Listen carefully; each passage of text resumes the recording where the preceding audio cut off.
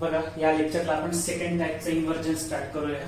Single static crank मध्ये आपण पहिलं इन्व्हर्जन पाहिलं होतं, त्यानंतर बुल इंजिनचं पाहिलं आपण, त्यानंतर किंवा त्याला आपण पेंडुलम पंप पण म्हटलं होतं. जे सेकंड टाइपचं इन्व्हर्जन आहे तुमचं ते ऑसिलेटिंग सिलेंडर इंजिनचं आहे. तर ऑसिलेटिंग सिलेंडर इंजिन बघा आता होणार काय, नावात सांगितलंय बघा, ऑसिलेटिंग सिलेंडर. जो सिलेंडर आहे तो ऑसिलेट होणार आहे ना, म्हणजे तो या पद्धतीने सिलेंडर जो आहे तो मागे पुढे होत राहील, ऑसिलेट होत राहील.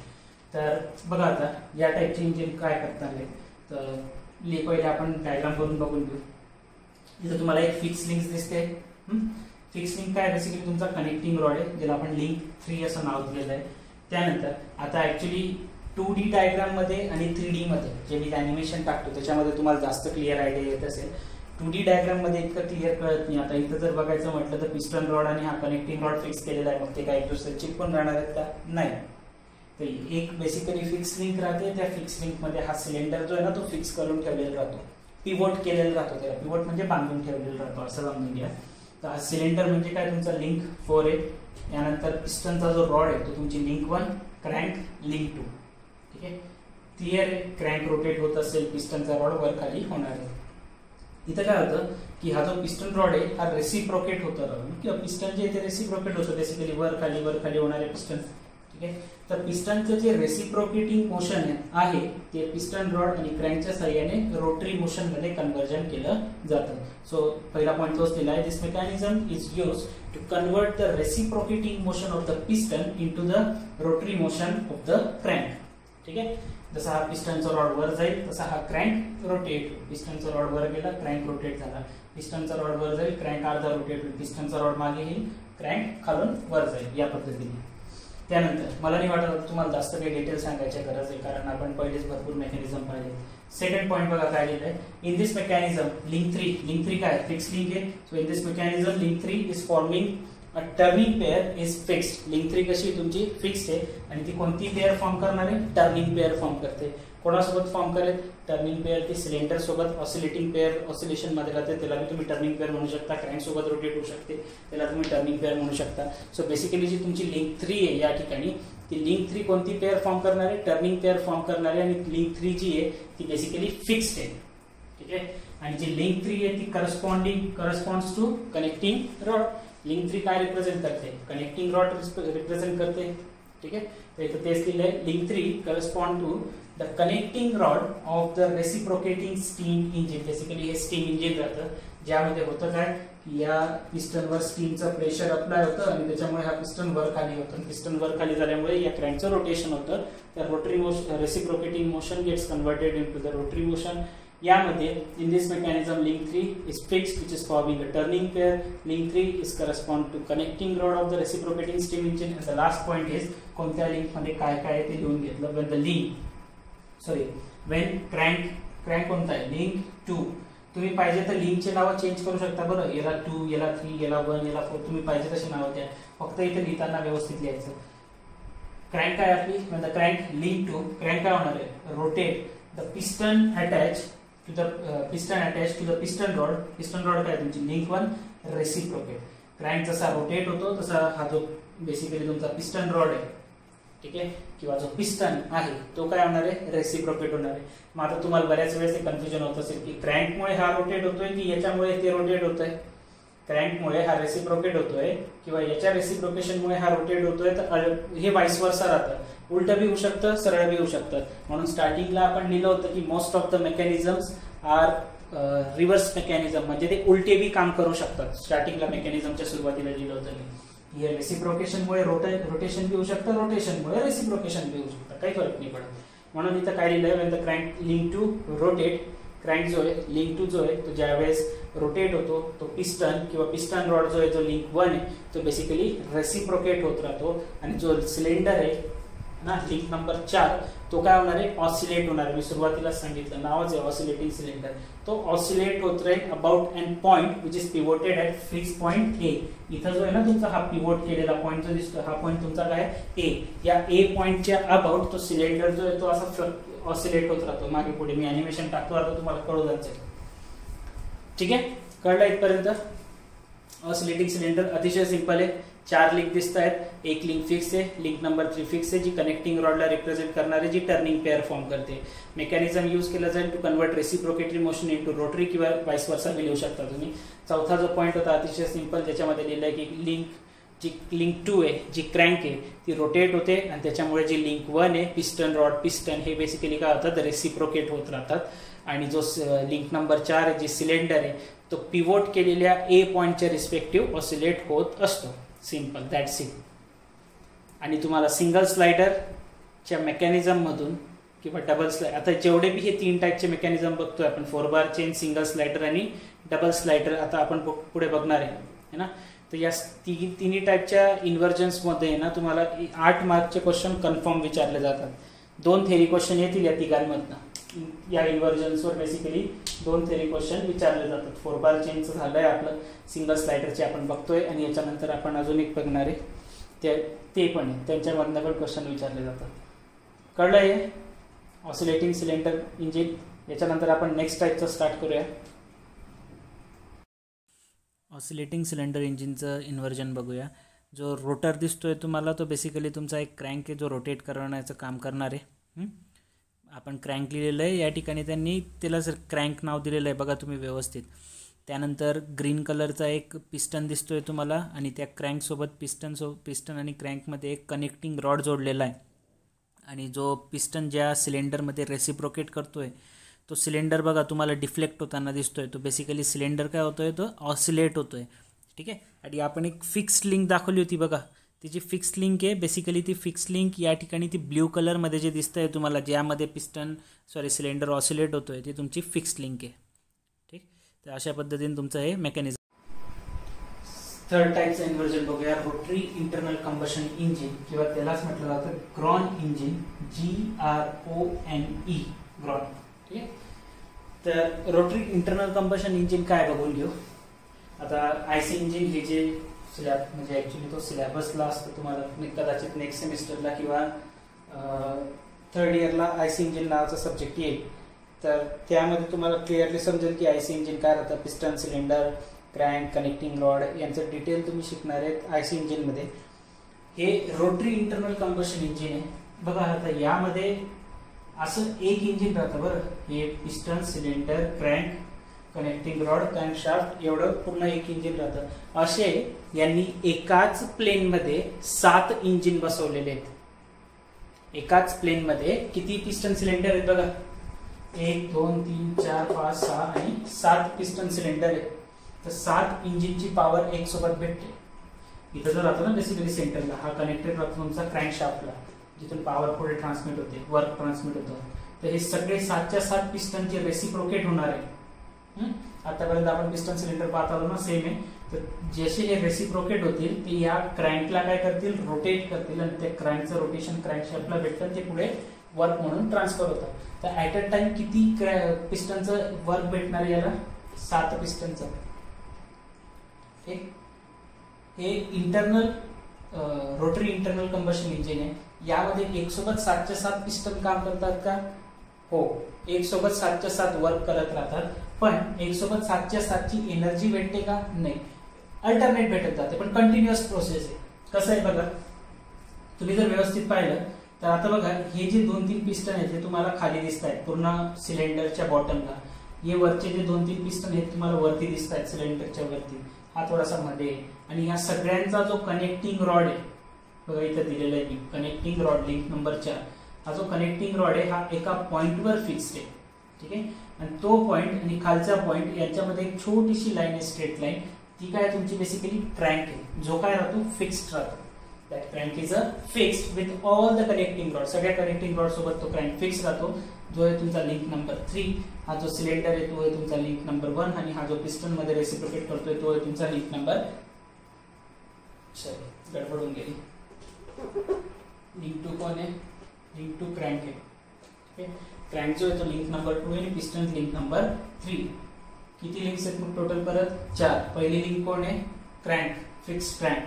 ठीक आहे, किंवा सिलेंडर समजून घ्या त्याला. पहिली लिंक कोण आहे, सिलेंडर. दुसरी लिंक क्रँक. तिसरी लिंक पिस्टन. चौथी लिंक तुमचा कनेक्टिंग रॉड आहे. ठीक आहे. तर हे 4च्या 4 मिळून काय करणार आहेत बघा. आता याचा अर्थ काय राहतो, तुम्हाला एक्झॅक्टली सक्शन काय राहतं, कॉम्प्रेशन काय राहतं, एक्झॉस्ट काय राहतं, पॉवर काय राहतं हे माहित नाही, त्यामुळे हे जास्त डिटेलमध्ये जाण्यात मजा नाहीये. बेसिकली तुम्ही फक्त एवढंच लक्षात ठेवा की हा जो पार्ट आहे इतका हा फिक्स्ड असणार आहे आणि याच्यासोबत हे कनेक्टेड आहेत सगळे. जसं हा बघा क्रँक खालून वरती आला, क्रँक वरती आला म्हणून हे कनेक्टिंग रॉड तर सगळे फिक्स्ड आहेत ना त्याला, मग हे कनेक्टिंग रॉड कुठे ढकलले गेले, वरती. आणि हे खालचे जे कनेक्टिंग रॉड होते हे कुठे आले, वर खेचले गेले नाही, म्हणून हे कुठे आहेत, सिलेंडरच्या खाली. जसं हा क्रँक फिरून इथे येऊन जाईल खाली, तर हे सगळे वरती असलेले सिलेंडर कुठे येऊन जातील, खाली. आणि हे सगळे जे वर खाली होते आता हे सगळे कुठे चालले जातील, वर, त्या सिलेंडरच्या वरती. म्हणजे हा क्रँक जेव्हा फिरून खाली आला तर हे सगळे कुठे जातील, हे सगळे पिस्टन खाली येऊन जातील आणि हे सगळे पिस्टन वरून खाली येऊन जातील या पद्धतीने. आता हे सगळे कुठे आहेत, खाली आहे बॉटमला, आणि इथे वरचे कुठे, हे जे टॉप सिलेंडर्स आहेत ते सगळे त्याच्या सिलेंडरच्या टॉप्स मध्ये. तर बेसिकली या क्रँकच्या रोटेशनमुळे या सिलेंडर मधले रोटेशन होत राहतात, सॉरी क्रँकच्या रोटेशनमुळे या सिलेंडर मध्ये रेसिप्रोकेटिंग मोशन त्या अकॉर्डिंग होणार आहे. मग आता होतं काय, बेसिकली इंटरनल आयसी इंजिन मध्ये जसं तुमच्या गाडीचं इंजिन आयसी इंजिन राहतं, पेट्रोल घेतलं जातं, पेट्रोल तुमच्या गाडीच्या इंजिन मध्ये एकच पिस्टन राहतो. इथं किती, तसे 7 पिस्टन आहे, असं फक्त एकच पिस्टन सिलेंडर राहतं आपल्या गाडीच्या इंजिनला, तरी गाडी किती जोरात पळते बघा. असे जर 7 लावले तर उडेल गाडी डायरेक्ट. उडेलवरून आठवलं की हे आयसी इंजिन जे आहे ना, रोटरी आयसी इंजिन, तर हे रोटरी इंटरनल कंबशन इंजिन हे पहिले प्लेन मध्ये वापरायचे. तर आता त्याच्या जागी टर्बाइन्स वापरले जातात, पण त्याची जागा टर्बाइन्सने घेऊन घेतली. टर्बाइन्स काय राहतं हे जर तुम्हाला शिकायचं आहे, तुम्हाला त्याच्यासाठी 3rd इयरला जावं लागेल. 3rd इयरला तुमचा जो HP सब्जेक्ट आहे ना, हीट पॉवर इंजिनिअरिंग, त्याच्यामध्ये तुम्हाला आहे जेट प्रपल्शन, गॅस टर्बाइन, त्याच्यामध्ये तुम्हाला टर्बाइन्स काय राहतं ते समजेल. तर बेसिकली पहिलेही यूज करायचे, आता यूज नाही करत, कारण याच्यामध्ये मे बी पॉसिबल राहतं की एखादा पिस्टन सिलेंडरची अरेंजमेंट जर काही चुकली तर ती पॉवर जी भेटते ती कमी जास्त होऊ शकते, आणि मग ते हवेमध्ये एरोप्लेन चालते, उडते आणि मध्ये जर एखाद्याची पॉवर कमी जास्त झाली तर रिस्की राहतं. त्यामुळे ते आता यूज केलं जात नाही, त्याच्या जागी टर्बाइन्स वापरतात, ते जास्त इफिशियन्सी पण देतात. तो भाग सोडा, आपण वापस येऊया रोटरी इंटरनल आयसी इंजिनवर. रोटरी आयसी इंजिनवर काय बेसिकली 7 सिलेंडर आहेत, 7 सिलेंडर मध्ये 7 पिस्टन लावलेले आहेत. 7 सिलेंडर जे लिंक 1 आहे तुमची, पिस्टन जी लिंक 3 आहे, आणि त्या 7 सिलेंडरला कनेक्टिंग रॉड, सॉरी सिलेंडर मध्ये जे पिस्टन आहेत त्यांना कनेक्टिंग रॉड जोडलेले आहेत, जी की तुमची लिंक नंबर 4, आणि ते सगळे कनेक्टिंग रॉड एका छोट्याशा फिक्स्ड क्रँकवर कनेक्टेड आहे, जी की आपली लिंक नंबर 2. हे पिस्टन जसे वर खाली होतील, रेसिप्रोकेट होतील, त्यानुसार हा जो क्रँक आहे हा रोटेट होत असतो.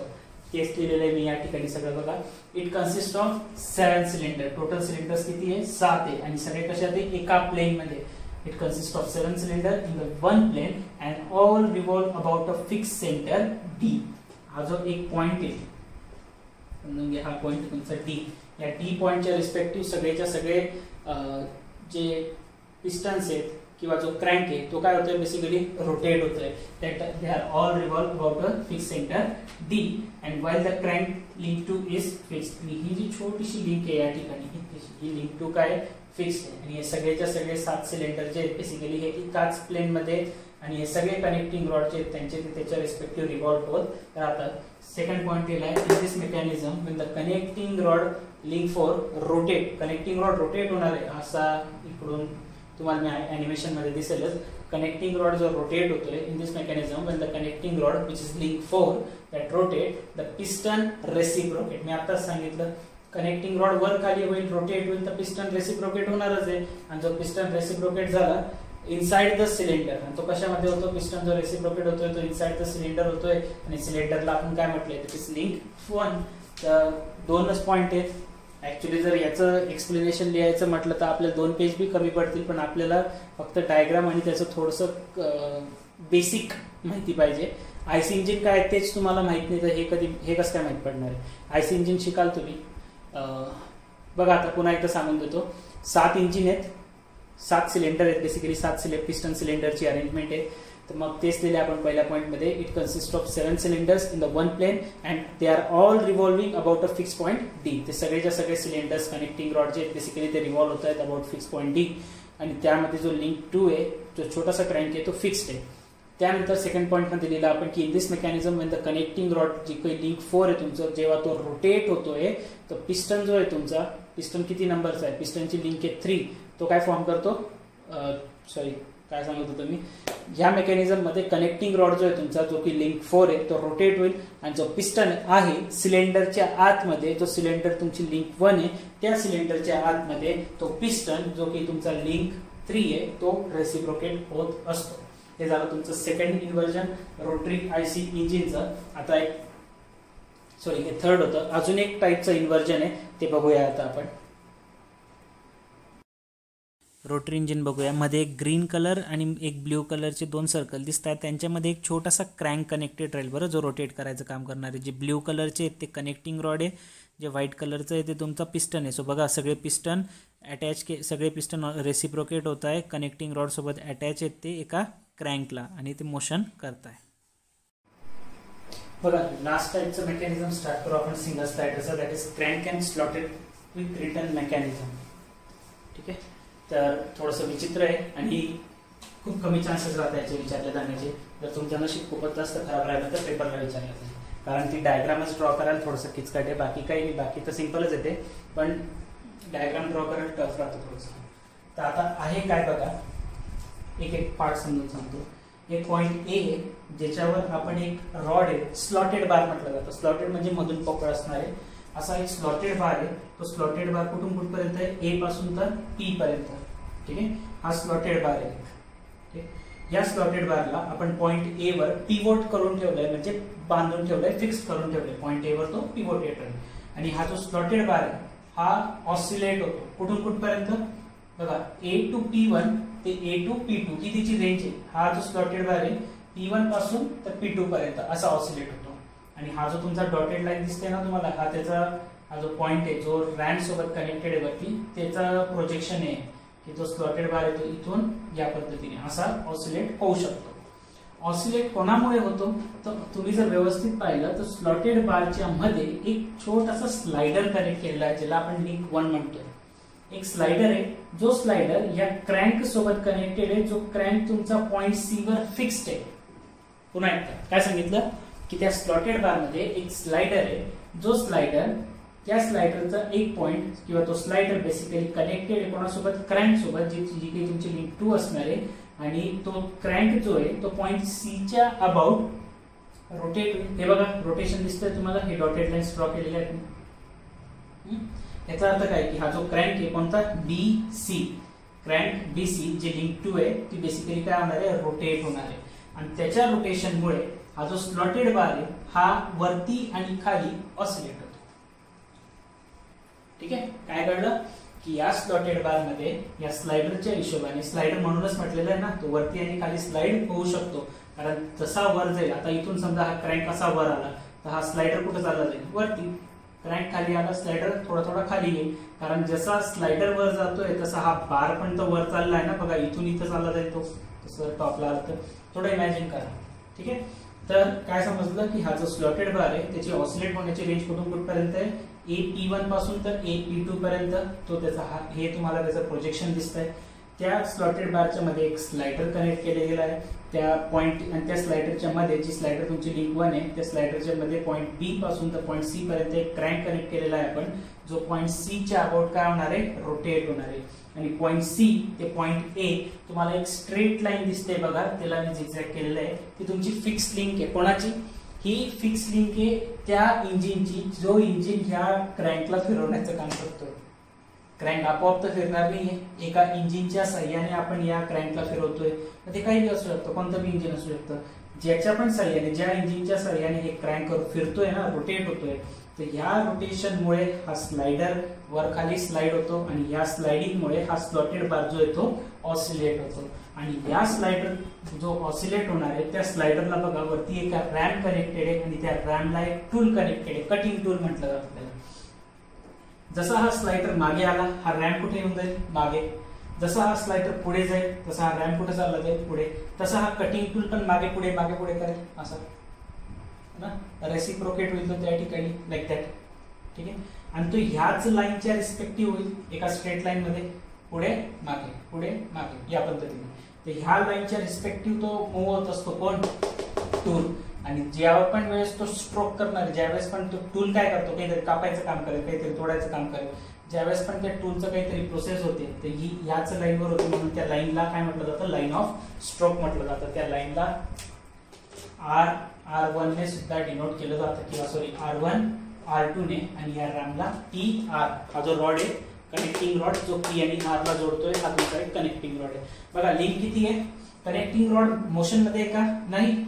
कनेक्टिंग रॉड तर याच्या रिस्पेक्टिव्ह मूव्ह करतोय, याच्या रिस्पेक्टिव्ह सॉरी याच्यामुळे मूव्ह करतोय, याच्या रिस्पेक्ट मध्ये नाही येतो. लिंक किती बघा आपल्याकडे टोटल परत 4.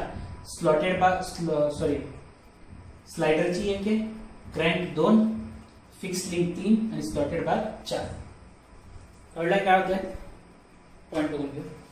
बघा काय लिहिलंय, in this mechanism the link AC पहिले ही लिंक आहे. In this mechanism, link AC, which is link 3, fixed link GA, is forming a turning pair and which is fixed. काय सांगितलं, लिंक AC जी आहे ती काय, लिंक AC ही basically तुमची काय link 3 आहे आणि ती कशी आहे, फिक्स्ड आहे आणि ती कोणती पेअर फॉर्म करणार आहे, टर्निंग पेअर फॉर्म करणार आहे.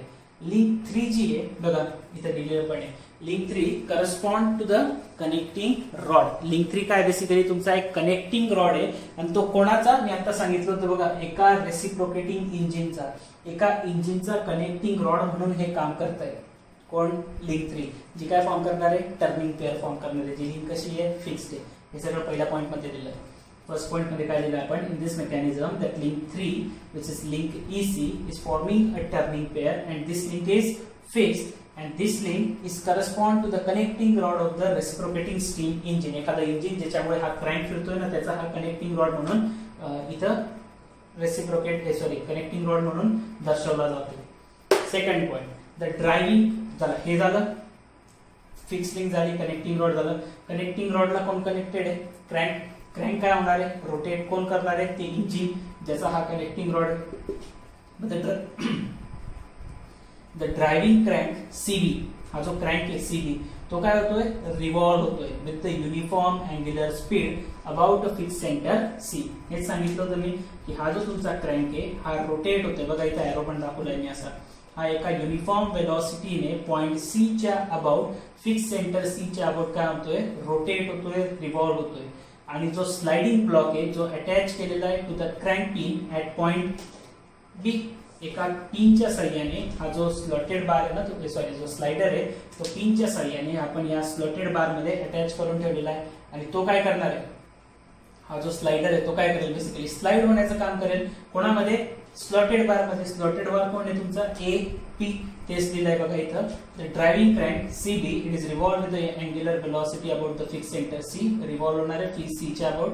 आणि जो स्लाइडिंग ब्लॉक आहे is attach to the crank pin at B. जो स्लाइडिंग ब्लॉक आहे तो एका क्रॅन्क पिनच्या साह्याने B पॉइंट वर आपण अटॅच केलेला आहे, जो काय करतो, स्लाइड होतो. स्लाइड कोणामध्ये होतो, स्लॉटेड बारच्या मध्ये. इथं तेच लिहिलंय बघा, attach at crank pin at B slides along the slotted bar which is AP and thus causes AP to oscillate about the fixed pivoted point A. हा जो एक पिवोट केलेला पॉइंट आहे हा स्लाइड होतो, त्याचमुळे हा जो स्लॉटेड बार आहे तो पिवोट केलेल्या A पॉइंटच्या रिस्पेक्टिव्ह काय होतो, ऑसिलेट होतो. यामध्ये अजून एक पॉइंट ऍड करेल मी आता, कोणता की that point P as the slotted bar end of the slotted bar is attached with the ramp by a connecting rod. As the slotted bar oscillate, crank moves forward and backward. ना forward आणि backward हा crank move होतो which is connected with the tool, so it can cut the respective material. जे भी material त्यामध्ये राहील तो त्याला कट करू शकतो. ठीक, तर आता मी तेवढा एक पॉइंट ऍड करून घेतो या ठिकाणी. लास्ट पॉइंट बघा काय, द शॉर्ट लिंक. हे जे तुम्हाला आता सांगितलं तर शॉर्ट लिंक हे एक PR ज्याला तुम्ही कनेक्टिंग रॉड पण म्हणू शकता. It transmit the motion from AP to the ram which carries the tool. हा जो शॉर्ट लिंक आहे तो काय करतोय, बेसिकली मोशन ट्रान्सफर करायचं काम करतोय. कुठून कुठपर्यंत, जो AP जो स्लॉटेड बार होता त्याच्यापासून त्या रॅम्प पर्यंत मोशन ट्रान्सफर करायचं काम कोण करतोय, ही शॉर्ट लिंक, ज्याचं नाव काय PR. आणि जे शॉर्ट लिंक काय बेसिकली काय करणार आहे, ते मोशन ट्रान्सफर करणार कोणाला, रॅम्पला. जो रॅम्प काय करतोय, एका टूलला कॅरी करतोय किंवा तो रॅम्प एका टूल सोबत अटॅच आहे. पुढे it reciprocate along the line of stroke R1 R2. हा जो बेसिकली टूल आहे किंवा जो रॅम आहे तो रेसिप्रोकेट होतो, मागे पुढे होत राहतो. कशाच्या along the line of action कोणती तुमची R1 पासून R2 पर्यंत. ठीक. The line of stroke of ram is perpendicular to AC produce. आता ही जी लाईन ऑफ स्ट्रोक आहे आणि AC आहे हे दोन्ही एक दुसऱ्याला परपेंडिक्युलर असतात. बघा या क्रँक अँड स्लॉटेड लिव्हर मेकॅनिझमचं नाव मी खाली लिहिलं होतं, वरती ते पूर्ण डायग्राम चालली गेली, त्यामुळे मी नाव जे चौथ्या इन्व्हर्जनचं ते खाली लिहिलेलं आहे. ठीक आहे. तर आजचं लेक्चर आपण इथंच थांबूया. आता बाकी आपण नेक्स्ट लेक्चरला बघू. स्लॉटेड लिव्हर मेकॅनिझम बघूया. ऑरेंज कलरचा जो एक रॉड दिसतोय तुम्हाला, जो तुमचा स्लॉटेड बार आहे आणि त्या स्लॉटेड बारमध्ये एक छोटीशी पिन टाईप दिसतंय तुम्हाला, जो तुमचा स्लायडर आहे, जो त्या बारला ऑसिलेट करवण्याचं काम करणार आहे. स्लॉटेड बारला आपण वर एका कनेक्टिंग रॉडने एक रॅम केलेला आहे, तो रेड कलरचा तुमचा रॅम आहे, जो ऑसिलेट करण्याचं काम करणार आहे त्या ठिकाणी. मागे जो तुम्हाला एक मोठा व्हील दिसतोय तो तुमचा क्रँक आहे, जो स्लॉटेड बारला ऑसिलेट करवण्याचं काम करतोय. स्लॉटेड बार बघा एका पिनवर पिवोट केला गेलेला आहे तिथे.